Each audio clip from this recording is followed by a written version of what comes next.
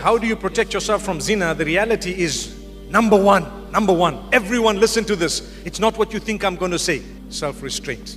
Restrain yourself. You can restrain yourself. I mean, I had a 14-year-old come to me not so long ago. How do I protect myself from zina? I want to get married. Come on, be a little bit realistic.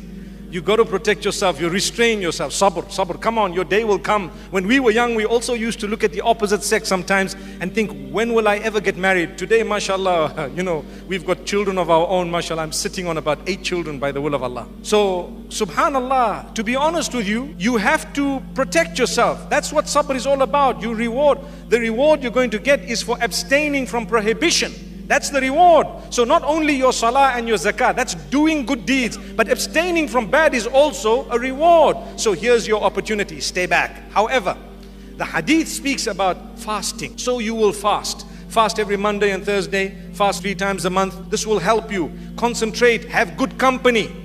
Good company really goes a long way in protecting you from adultery.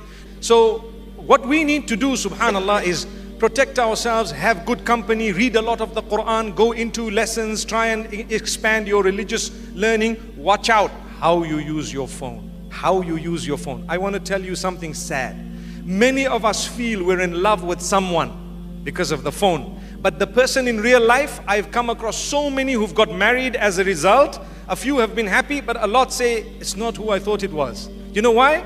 Today, like you have Photoshop, you also have akhlaq shop, which means somehow their akhlaq is shopped. You think that they're really amazing, and when you live with them, they ignore you. They're on the phone with someone else. And you start thinking, so don't be deceived by the phone. You know, when someone says, I love you, wallahi, so many of them are just saying it because it's just like saying, hello, hi, how are you? And you know what I love you means sometimes nowadays? I want to use you. That's what it means. I promise you it means that. Have you seen what I've said once, some time back on Twitter? I said, if people can say lol without laughing, they can say I love you without loving. And I think a lot of people caught on that. But I want to add something else today and tell you, a lot of the people say I love you and actually mean, without you knowing, I just want to use you.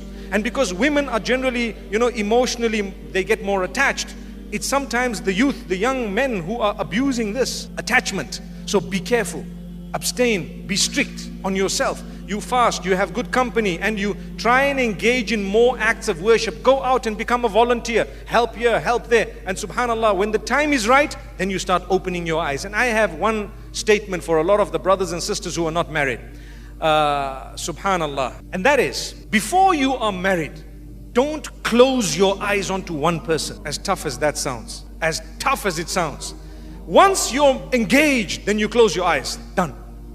Because maybe Allah doesn't want you to marry the person because they are bad, horrible. Or maybe Allah doesn't want it because something might go wrong with the children that couple will have and you don't know. So maybe Allah is keeping you apart. I'm not saying don't try. You try. You speak to your parents. You convince them. You can even change your wilaya if you want. You know what that means? This is my wali. He's my father. I will go to the panel of scholars and tell them my father is blocking my marriage without any reason. So I want to marry without my dad. And if you qualify for that, you can actually shift that wilaya to a wali will be someone else. Who will it be? That panel of scholars in an Islamic country, you'd have the qadi or someone who would represent you as a wali. So the person becomes a wali of yours. So you need to be careful, because sometimes if you do that and you know that the person you want to marry is not standing on their own 2 feet in terms of, finances and so on, you might have to come back to your family one day and they might not want you at that stage.